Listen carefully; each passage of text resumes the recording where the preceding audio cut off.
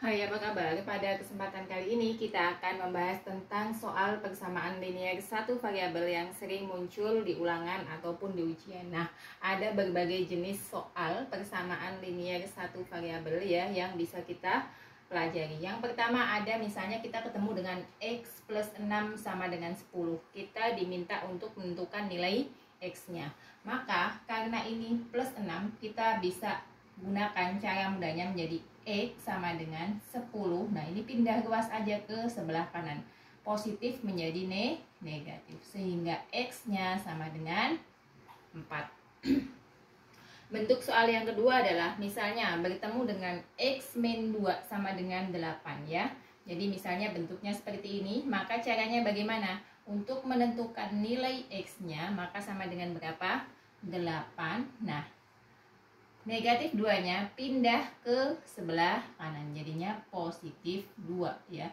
Sehingga nilai X-nya ketemu sama dengan 10. Hampir sama dengan konsep pindah ruas ya. Nah, soal yang ketiga, misalnya ada 2X sama dengan 6. Maka untuk menentuin nilai X-nya bagaimana? Kalau ini kan bentuknya 2 kali X gitu kan, perkalian. Nah, kalau perkalian itu kita ubah jadi pindah ruas, maka menjadi 6 kita bagi dengan 2. Berarti berapa? 3. Sehingga nilai X-nya sama dengan 3. 2 kali 3 sama dengan 6 ya. Nah, ada bentuk lagi yang keempat misalnya ya. Ada X per 8 sama dengan 16. Maka itu kan bentuknya pembagian ya. X dibagi 8 sama dengan 16. Maka untuk mencari nilai X-nya bagaimana? X sama dengan berapa? 16. Karena di sini pembagian berubah jadi perkalian. Dikali 8. 6 kali 8, 48. 1 kali 8, 8. Tadi masih ada sisa 4. Berarti 12. 128. Jadi X-nya adalah 128. Ini kali ya. Bukan X-nya. Nah, ganti dengan titik aja biar mudah.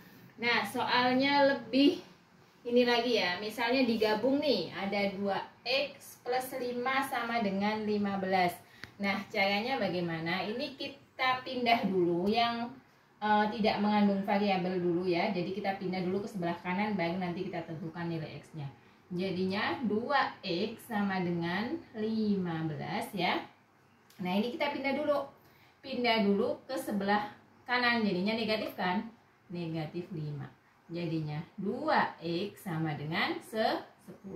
Nah, kalau sudah jadi bentuk seperti ini, berarti nanti kan sama dengan tadi yang bentuk perkalian kan? Jadinya nilai X-nya adalah 10 kita bagi dengan 2. Berarti berapa? 5 ya. Nah, soal yang keenam lebih rumit lagi ya bentuknya. Ada 3X plus 2 sama dengan X plus 10 ya. Maka caranya bagaimana? Kita pindah yang punya nilai X ke sebelah kiri dan yang tidak punya nilai X ke sebelah kanan. Jadi ini 3X. Kemudian di sini kan ada X ya. Kita pindah ke sini. Kalau nah ini positif, pindah ke sini jadinya negatif ya. 10 ini pindah ke sini jadinya negatif 2 ya. Nah, 3X dikurang X ya, sama-sama mengandung X. Ini kan 3X kurang 1X gitu ya. Jadinya tinggal 2X sama dengan 8. Maka nilai X-nya sama dengan berapa? Seperti tadi ya. 2X sama dengan 8 berarti X sama dengan 8 kita bagi dengan 2 sama dengan 4 ya. Nah, soal yang ketujuh, misalnya bentuknya berubah jadi seperti ini. 2 dalam kurung X plus 5 sama dengan 20. Nah, langkah pertama yang harus kita lakukan adalah kita kalikan ya. Kita hilangkan tanda kurungnya ini dengan cara mengalikan dengan yang di luar kurung. Berarti 2 kali X. 2X ya. Kemudian 2 kali 5 ditambah 10. Karena ini positif, positif. Jadinya positif ya. Sama dengan 20 ya. Nah, kalau sudah bentuknya 2x plus 10 sama dengan 20, itu kan nanti kembali lagi ke soal nomor 5 kan, sama ya. Berarti ini menjadi 2x sama dengan 20. Kita pindah ke sebelah kanan karena positif, pindahnya jadi negatif ya. Sehingga 2x sama dengan 10 kita bagi sama dengan 10 dulu ya. Berarti sini x sama dengan 10 bagi 2 sama dengan 5. Nah, sekarang lanjut soal yang terakhir ya, soal nomor 8 ya. Nah, ini saya tulis di sebelah yang tadi depan ya.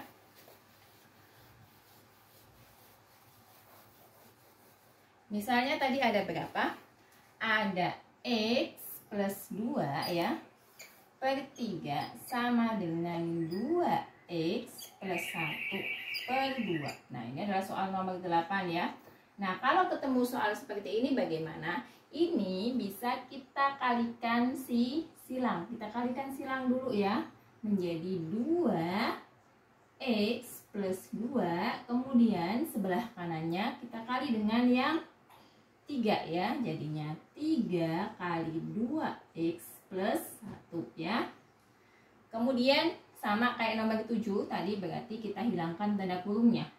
2x 2 kali 2 plus 4 ya, sama dengan 3 kali 2 6 dan dia mengandung x ya.